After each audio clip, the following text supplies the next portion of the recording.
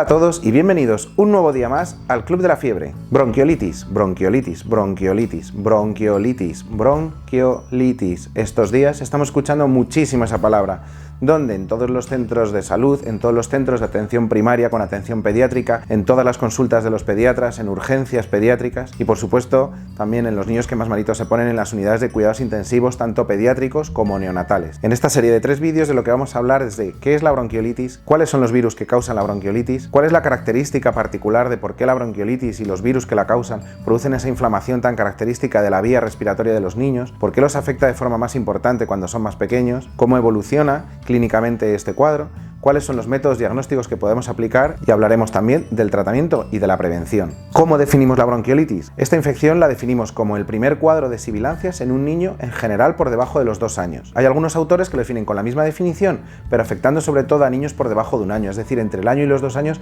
quizá la nomenclatura, el nombre es un poco confuso, pero claramente es el primer episodio de cuadro de dificultad respiratoria con sibilancias, que es el ruido característico que en la bronquiolitis ocurre en los niños. Ocurre en un ruido muy característico que es como un silbido, que a veces acompaña de otro ruido que llamamos crepitantes, que es muy característico también de la bronquiolitis y que ocurre en niños, como digo, menores de 1 o de 2 años en general. ¿Cuál es el virus que causa la bronquiolitis? Pues ya está mal dicho. Ya lo he dicho mal. En realidad no es solo un virus el que causa la bronquiolitis, es decir, hay un virus mucho más común, que es el virus respiratorio sincitial, que es la causa principal de esta infección, pero no es el único, es decir, hay muchísimos virus, ahora os voy a nombrar algunos. Estamos hablando de los virus que producen cuadros catarrales, como el rinovirus, el adenovirus, el virus de la parainfluenza, el virus de la influenza, que es el virus de la gripe, el metanemovirus, el bocavirus, el paraecovirus. Me dejo alguno seguro, pero todos estos virus pueden causar, además de un cuadro catarral normal y corriente, una bronquiolitis en estos niños susceptibles, sobre todo en los menores de 2 años. No se sabe muy bien por qué algunos niños cogen esta infección y solo desarrollan un cuadro catarral y otros, sin embargo, desarrollan un cuadro de dificultad respiratoria progresiva a medida que van pasando los días de evolución de la enfermedad. No está muy claro por qué esos niños lo desarrollan. Lo que sí está claro es que son los niños menores de 2 años los más susceptibles a que, en lugar de cogerse un catarro vulgar, evolucionen a una infección más grave que denominamos bronquiolitis. En resumen, lo que nos tiene que quedar muy claro es que la bronquiolitis es una inflamación secundaria a una infección, es decir, es transmisible además porque es una enfermedad contagiosa. Produce una infección en primer lugar y que en unos días después evolucionará en algunos niños susceptibles y que, como digo, no sabemos muy bien qué es lo que les hace ser más susceptibles a estos niños, evoluciona un cuadro de dificultad respiratoria progresiva. Y ese cuadro de dificultad respiratoria es lo que llamaremos bronquiolitis. Es decir, ¿el catarro normal siempre evoluciona a bronquiolitis? No, muchos niños tienen un catarro normal, evoluciona por la vía normal, pueden tener febrícula, fiebre, tos, comen algo peor, están algo más irritables, pero evoluciona de forma normal y antes de una semana, 10 días como mucho, ha desaparecido completamente el cuadro. En los niños que esto no pasa así, que de verdad sufren un cuadro de bronquiolitis, la evolución es distinta. En estos niños, a partir del segundo, tercer, cuarto día, empiezan a asociar estos síntomas de dificultad respiratoria. ¿Y qué es lo que hacen los virus que causan bronquiolitis en los niños? Pues estos virus lo que hacen es producir una inflamación de la vía aérea. La vía aérea comprende desde la entrada de la vía aérea por las fosas nasales, por la nariz, a la parte de atrás de la garganta, que llamamos rinofaringe, a la parte de la laringe, a la parte de la tráquea y posteriormente los bronquios principales y sus subdivisiones en bronquios más pequeños que acaban dividiéndose en bronquios más pequeños que llamamos bronquiolos. Esos bronquiolos, cuando se inflaman, le deben su nombre a la enfermedad. La bronquiolitis es eso, es la inflamación de los bronquiolos, es decir, la parte más estrecha de la vía aérea inferior de los niños pequeños, sobre todo. ¿Qué es lo que ocurre cuando pasa esta inflamación?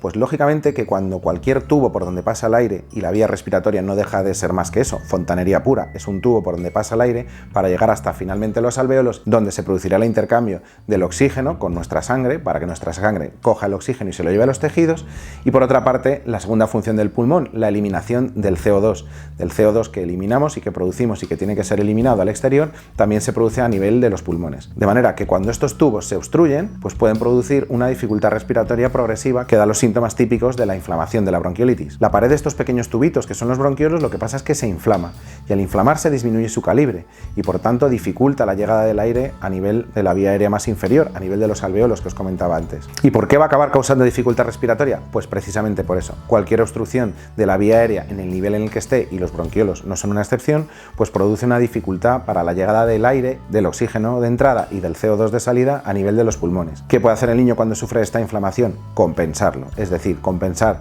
la falta de llegada de oxígeno y la falta de eliminación de gas carbónico, compensando la dificultad de la llegada de aire, respirando o más veces o más rápido o las dos cosas. ¿Cuál es la epidemiología de la bronquiolitis? Es decir, ¿cómo evoluciona temporalmente la bronquiolitis? Pues depende del medio en el que nos encontremos. Yo, que os estoy hablando desde España, y en general en toda Europa, la bronquiolitis es mucho más común a partir de los meses de noviembre, a partir de mediados de noviembre y a lo largo de todo el mes de diciembre, enero o incluso hasta febrero o marzo. Normalmente tiene un pico que una vez que se produce suele durar entre 5 y 6 semanas. Ahora, justo cuando yo estoy contándoos esto, estamos en plena época en España y en toda Europa de repunte de la bronquiolitis, como todos los años ocurre por esta época. ¿Qué pasa en otros países, sobre todo en el hemisferio sur, cuando el frío llega en otras épocas del año? Pues que los niños se ven afectados más en esa época del año. Tienen estos cuadros inflamatorios a partir de finales de mayo y a lo largo de todo el mes de junio y julio, que es cuando ya hace frío de verdad. Bueno, en este primer vídeo, esto es lo que quería contaros un poco, es decir, que entendierais primero lo que es la definición de la bronquiolitis, que entendierais los virus distintos que lo causan y cuál es la distribución estacional que tiene a lo largo del año. En el segundo vídeo hablaremos muchísimo más de la sintomatología que produce la bronquiolitis y de cuáles son los métodos diagnósticos que tenemos para ayudarnos a distinguir de lo que es una bronquiolitis de un catarro común o cualquier otra infección de la vía aérea,